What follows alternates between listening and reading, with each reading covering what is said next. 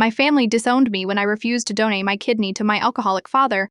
I was 19 halfway through my first year of nursing school when the call came. Dad's kidneys were failing after decades of heavy drinking. He needed a transplant fast. My mother didn't even say hello when I picked up. "You need to come home and get tested. Your father needs a kidney." "No, how are you or would you consider?" Just an order like I was being summoned to dinner in our family. Sacrifice wasn't discussed.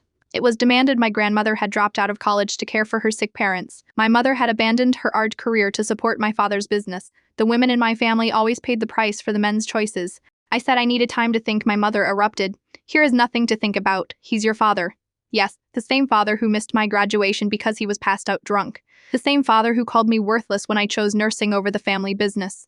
The same father who just last Christmas told me I was getting fat in front of everyone. When the test results came back as a match, my family acted like my kidney already belonged to him. My aunt called with details about the surgery and my brother texted me recovery tips. No one asked if I had consented. The transplant coordinator was the first person who actually asked what I wanted. She explained the surgery, the recovery, the lifetime of monitoring afterward. Then she looked me in the eye and said, "This is your decision, not your family's." That night, I called my mother and told her I wouldn't do it. The silence lasted so long I thought she'd hung up. "Then you are no longer my daughter," she finally said. "Don't come home again." Cousins I'd grown up with blocked me on social media. My grandmother, who I'd cared for through her cancer treatments, returned my birthday card unopened.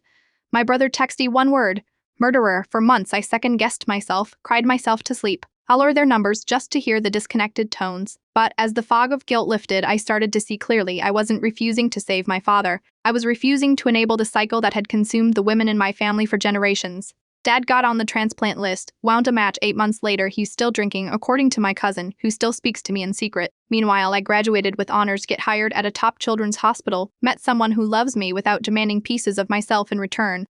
Last week, I ran into my mother at the grocery store. She looked right through me, pushing her cart past like I was a stranger. I went home and cried that night, but not because I regretted my choice. I cried because I finally understood.